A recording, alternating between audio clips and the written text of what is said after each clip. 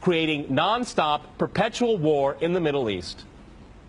Well, I'm going to make this interesting and disagree with everyone. Okay. I do not accept the premise, which probably isn't too much of a surprise, but nonetheless, I reject the premise that the whole point of the so-called war on terror or investing in the Mujahideen was to somehow fight terrorism or to make a better world.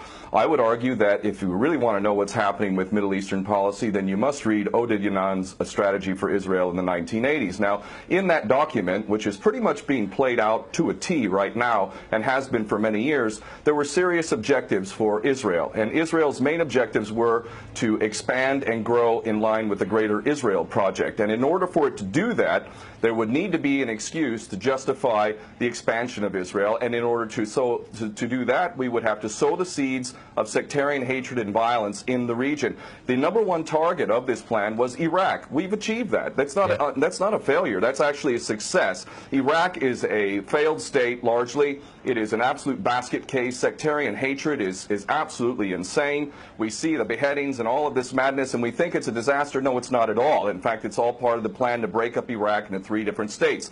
When we look at Syria, we also find that the goal is once again the same thing: sow the seeds of sectarian hatred and basically turn that nation into a basket case. This is happening according to plan as well. Now, ISIS, funny enough, could stand for the Israeli Secret Intelligence Service. Many people are seeing the very big benefits to the state of Israel, the so-called Jewish state of Israel, by the breakup and the balkanization of the surrounding states. So actually, if you believe what's being told to you, and I just don't know why anyone would believe anything that comes out of the mouth of virtually any Western leader, whether it be Obama or Bush or any of the rest of them, all of these people are nothing but patent liars, and everything they say is pretty much the opposite of the truth. So I don't accept virtually anything they say. Okay, good. Okay, Peter, if I can go to you in New York. I mean, there is absolute continuity between the policies of Iraq and breaking it up and breaking up Syria as well. It is beyond naive to suggest that the U.S. doesn't have its fingerprints all over ISIS. In fact, tell me this: why has ISIS never once, or al-Nusra Front or al-Qaeda, not once have they attacked Israel? In fact, ISIS militants are getting medical attention in the Golan Heights and in Israel itself. What does that tell you?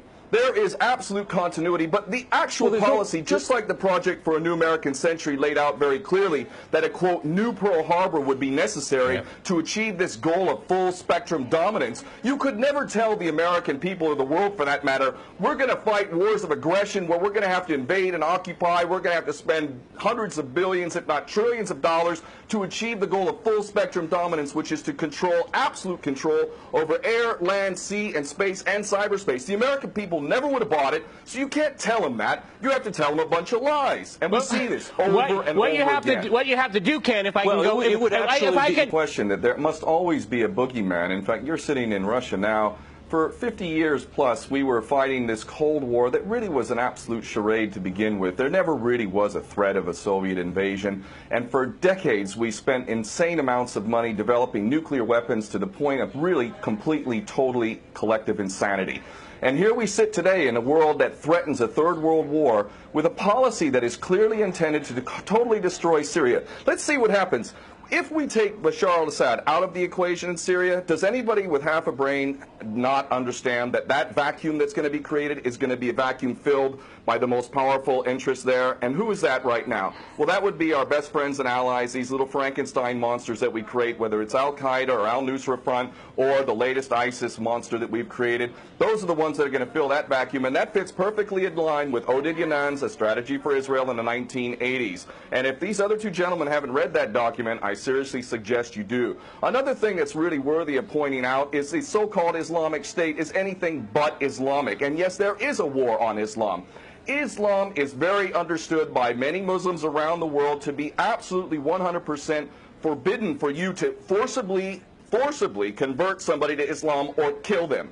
This is totally untrue. Back in the medieval times, when there was Muslim empires, it was an absolute understanding and policy amongst the Muslims who were in charge at that time that those who practiced whatever religion were allowed to continue practicing that religion, and they were not even forced to pay taxes into the Muslim empire itself. However, However, if people wanted to practice that religion, they would not be able to derive the benefits of the tax system and so on and so forth. The bottom line is no Muslim in their right mind would justify going in and literally executing men, women, and children simply because they don't convert to your religion. These people are not Islamic. They are creations of the monster, which is the empire of the United States and all its cohorts in Israel and England in particular. And this monster is purposely created to justify the continuing insanity of the never-ending war policy, which is really the core of America. And that is exactly why I renounced my U.S. citizenship. This madness cannot be considered anything but the major threat to the world.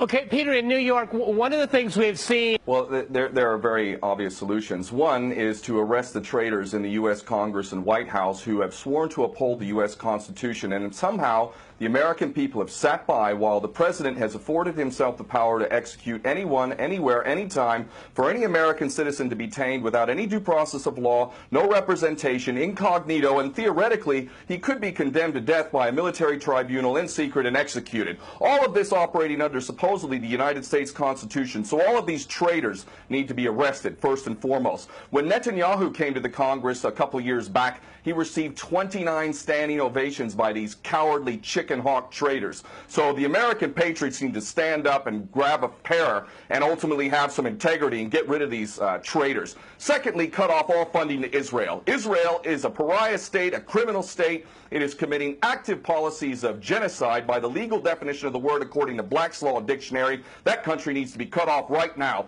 All of their attention needs to turn inward. Stop your little empire endeavors and full spectrum dominance and all of this sort of madness. Start taking care of your infrastructure back home. Start taking care of the American citizens who have worked their whole lives and now find themselves wondering how they're going to keep a roof over their head.